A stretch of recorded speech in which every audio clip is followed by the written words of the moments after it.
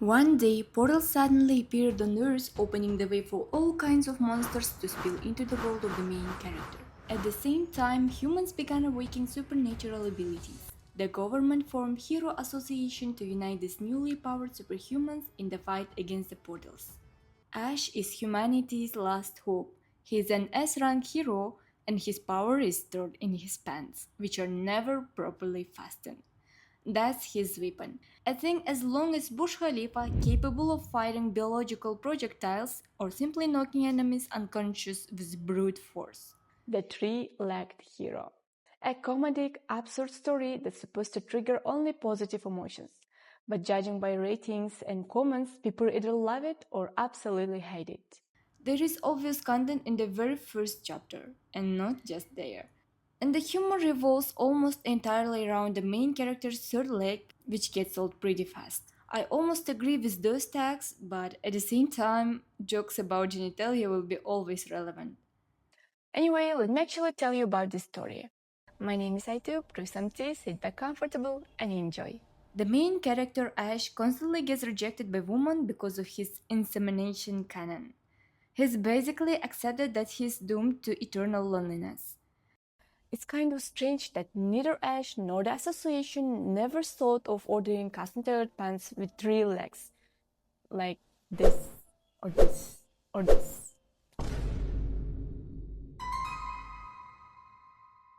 At least it will protect civilians from the psychological trauma of seeing that anatomical monster. But whatever, let's continue. This is an investigator in the Hero Academy and also the dispatcher for our unit name, Mod. He gives Ash missions and assists remotely during battles. Through battle is strong word. It's mostly just Ash beating monsters with a club. Ash is extremely strong and no one has ever managed to control him. Well, you already know that's going to change soon. Nearby, always hanging around Mod's fat, is his partner Levi, who's weirdly obsessed with his son. Recently awakened superheroes have started appearing with abnormalities. They lose their memories upon awakening, and their defining trait is their crimson eyes. Levi is one of them. Because of the surge of amnesiac awakeners, the government introduced a rule. Each of them must be paired with a partner of roughly equal rank. Ash also wants a partner, but he's constantly denied one. He's the strongest hero in the association, and since he can't always control his aggression, they don't want to risk pairing him with a low-rank hero. On the next gate-clearing mission, Ash sneaks up behind an amnesiac awakener. For once, he even gets slightly startled. His spider sense didn't detect him. About to finish things with his usual move, Ash suddenly noticed something terrifying. His massive weapon has shrunk into a pathetic little sausage. That's the power of our new awakener. But actually it's not so small. It's still big anatomical monster. But unfortunately I cannot show you here. You know why? His name's Lutz. He proudly explains his ability nullification and offers Ash a deal. Become his subordinate and he will let him use that ability whenever he wants. But he has no idea how grateful Ash actually is. Ash declares eternal love to Lutz, or rather to his nullification ability, and asks him to become best friends. Lutz almost soils himself from the pressure of that third leg monster, but somehow managed to survive the encounter. So let's just say things get complicated. After a certain unauthorized flashlight inspection, Lutz wakes up in the Hero Association office, with a work ID literally shoved where the sun doesn't shine. Ash is thrilled. Now, at least, his body can finally get oxygen, not just through his mouth and nose, but also through, well, you get it. I honestly didn't expect this manhwa to surprise me this much. I don't even know whether to laugh or cry. The newly formed duo is sent on a mission, and all the way there, Lutz complains that once he gets his memory back, he's definitely suing Ash. Ash tries to calm him down, begging him with puppy eyes to endure it. After all, after so many years, he can finally wear his pants properly. Lutz hates Ash. Understandably so. But soon, when emotional wounds start healing, their relationship begins to improve. At the gate, Ash asks if Lutz has remembered anything. The only thing Lutz recalls is a strange voice in his head that told him to attack the three-legged one. Suddenly, Maud contacts them. An S-rank monster has emerged from a B-rank gate.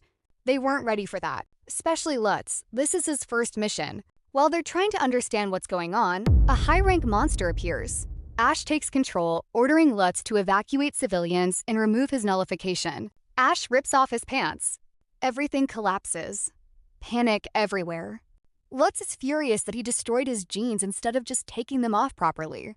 The only upside of this ridiculous exhibition is that civilians, who didn't care about the monster at all, suddenly start running for their lives. Ash attacks with his weapon, but the monster dodges every white projectile. He realizes this opponent is far stronger than anything he's faced before. Meanwhile, Lutz is hiding somewhere, panic resetting his pants 3 times already. Ash needs help. He finds Lutz and asks him to use nullification on the monster. At the moment the monster lunges, Lutz activates his ability and nullifies its first state. The monster gets restrained, but keeps screaming nonstop. Ash knocks it unconscious with a club. At least it didn't get silenced in any other way. After the mission, a grandmother approaches Lutz and asks if he's her missing neighbor, showing him a poster. Lutz doesn't recognize himself, but it's the only clue they have. Awakened individuals don't just lose memory. They also slightly change appearance. Hair tone, ears, clothes, even personality. So they can't fully rule out that it's him. They go to the apartment where Lutz supposedly lived. He looks through photo albums, but remembers nothing. Ash, on the other hand, feels a little jealous. Lutz has so many photos, while his own parents stopped taking pictures with him after his weapons started requiring legal registration. Sad times. At one point, Lutz breaks down, saying he used to be ugly, but now he's handsome. In reality, the only difference is eye color and a very suspicious fashion upgrade that doesn't fit his S-rank status. I'm the king of fashion. They return to headquarters. Ash tries to comfort Lutz, telling him not to lose hope. As emotional support, he offers him candy. Refusing is not an option. While the amount of white sugar inside Lutz's bloodstream kept increasing, the guy suddenly got hit with a flashback to the day after his capture. Back then, Ash, being the caring friend that he is, had performed a mandatory parasite inspection against Lutz's will. You never know what kind of things might appear inside someone's body after an awakening, right? Lutz, unsurprisingly, wasn't exactly thrilled about the procedure. However, after it was over, he decided to conduct a second inspection of his intestinal tract, this time in private. Ash, in the present, immediately notices the after effects of this territorial expansion. The superhero party for 2 continued until Maud walked into the room and was completely horrified by the method Ash had chosen to rummage through the deepest corners of Lutz's memory in hopes of restoring it. Though personally, I always thought severe trauma was more likely to erase memories than bring them back. Some time passes. Ash is still passionately committed to spending quality time with Lutz, increasing the amount of white sugar in his body, and various other activities of that nature. I've officially run out of euphemisms at this point.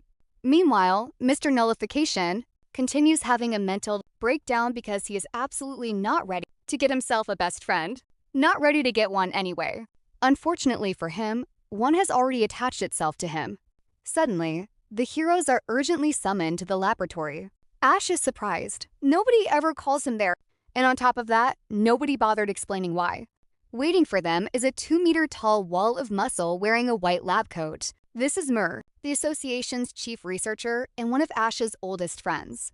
The handsome giant finally explains why he called them in. Long story short, they haven't managed to get any useful information out of Fury because, just like Lutz, he doesn't remember a damn thing about his past. Which leads Mur to a brilliant idea. Why doesn't Ash simply replace his current partner and start hanging out with Fury instead? Now, to be fair, Lutz possesses S-rank level endurance. But physically speaking, he's kind of a pathetic loser. Granted, we could argue about that considering his apparently superhuman stretching capabilities. Still, compared to him, Fury is a monster. The guy is incredibly strong and barely falls short of Ash himself. Hearing this hurts Lutz more than he'd like to admit. But he can't exactly deny it, so he reluctantly agrees that replacing him with Fury might make more sense. He leaves the room, unwilling to listen to the discussion any longer. Ash immediately follows him. Naturally. Outside, he practically begs Lutz to remain his combat partner. After all, only Lutz's ability allows him to wear bunny print underwear like a normal human being. The argument continues for a while. Then Lutz finally snaps. His ass officially catches fire. He storms back into the lab, intending to request a new partner. Ash follows behind him like an abandoned puppy. The problem is that by the time they return, the room is empty. Everyone's gone. Ash accidentally slams Lutz into a control panel. Lutz hits a random button, and suddenly a window opens, giving them a view into the room next door. Unfortunately, the room next door happens to be an interrogation chamber, and Mare is currently conducting what can only be described as an interrogation with benefits. Thankfully, nobody inside can see them. The glass only works one way.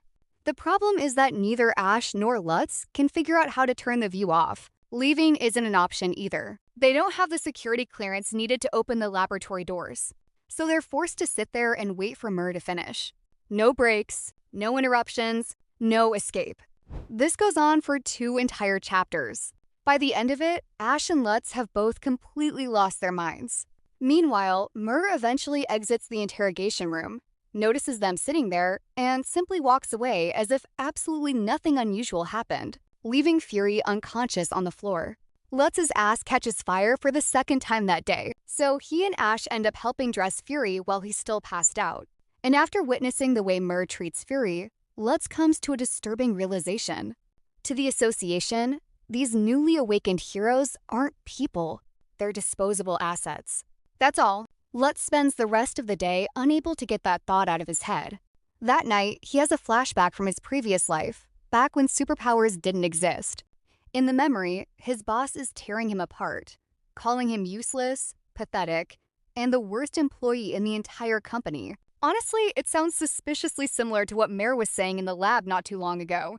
Right now, everyone sees Lutz as a complete loser, whose only real talent is making other people's dicks disappear. But he'll prove them wrong eventually. At least, that's the plan. For now, though, he needs to prove that he has some value as Ash's partner.